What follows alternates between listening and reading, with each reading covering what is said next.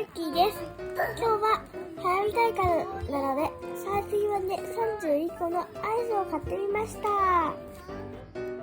31個のアイスを食べてます。そうです。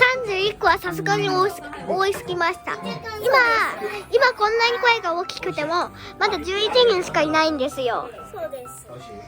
でもこのアイスは何でしょう。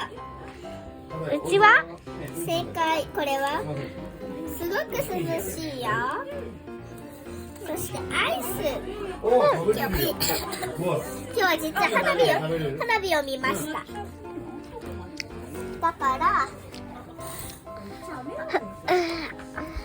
これ見て、これほら恐竜さんが走るんです。